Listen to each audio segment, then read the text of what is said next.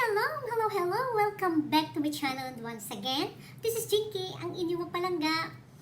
Sa nakaraan nating video, we learned the different ways to say yes and no in Hebrew.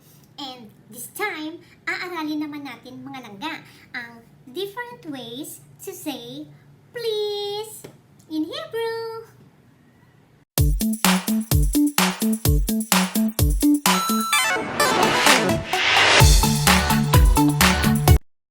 Please in Hebrew is bevakasha.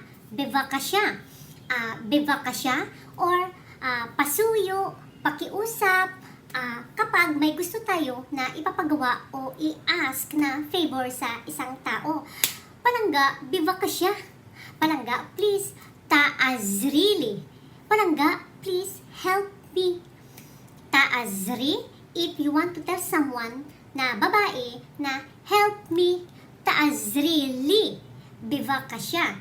And if you are asking someone, a male or lalaki, then you say taazor. Taazorli, bevakasha, help me please. Ang bevakasha as please or pakiusap or pasuyo ay isa lang po yan sa mga meaning ng bevakasha in Hebrew. Dahil ang bevakasha ay may iba pa pong kahulugan or pagkakagamitan sa bawat sentence in Hebrew. Okay? So number 1 na nga po yon, yung bevakasha as please or pakiusap or pasuyo. Okay? Ang another way na pagkakagamitan natin or meaning ng bevakasha in Hebrew ay as you please or as you wish. Paano ba?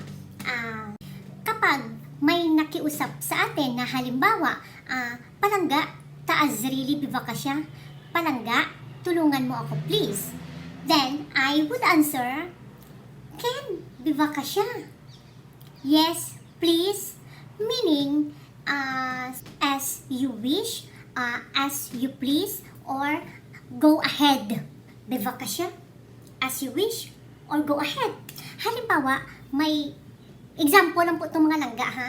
Halimbawa, na sasabihin mo sa example lang sabihin mo sa amo mo na lalayasan na kita, ayoko na magtrabaho dito. Eh, mataray din po ang alaga natin. So, sasabihin niya sa'yo, gusto mong lumayas, gusto mong umalis, bevakasha, as you wish, as you please. Halimbawa din mga langga, sasabihin mo kay lolo or kay lola na ani rutsa laekol ores. I want to eat rice. Tiknili, babakasya. Tikni, you buy me. Okay, pagka babae, ang kausap po natin, and tikne, pagka sa lalaki, you will buy me. Okay? Pagka sa babae, matigas. Pagka sa lalaki, medyo malambot. Okay? So, sabta, tiknili, ores, bevakasya. Sabta, you buy me rice please. Sasabihin ni sabta sa'yo, bevakasya, as you wish. Okay?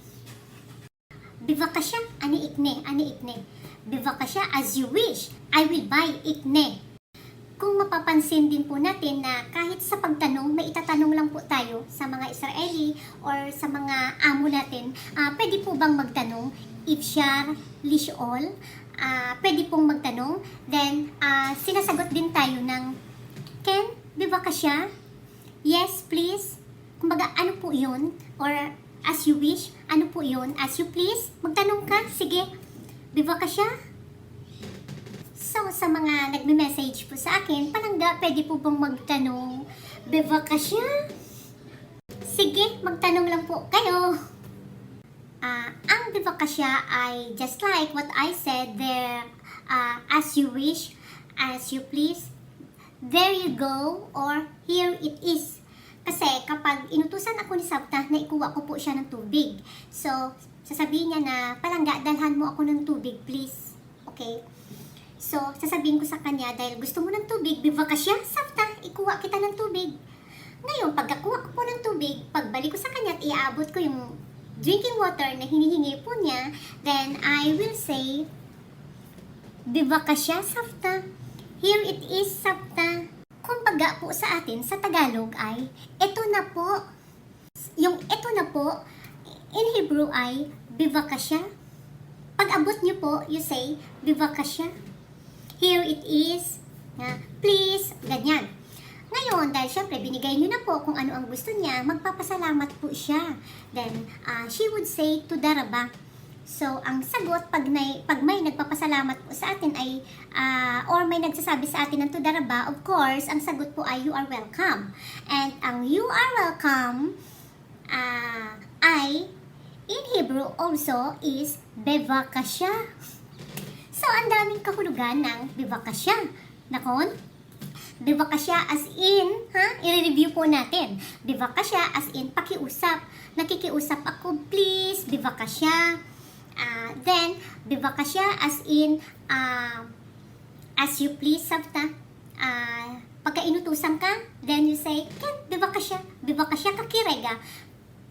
As you please, sandali ha.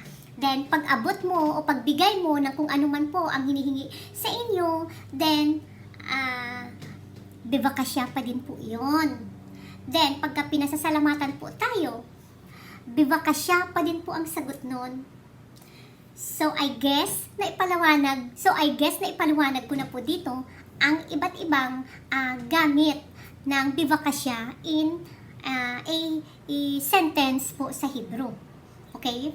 So, I guess na may natunan po kayo and nag-enjoy kayo sa video natin na to.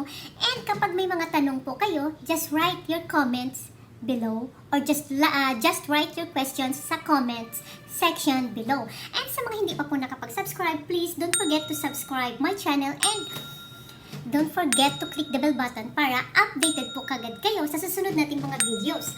And wag pong kakalimutan, mas nakakaganda ang may alam. Naku, Toda raba litrahot. This is Jinky, ang inyong palangga. Toda raba litrahot.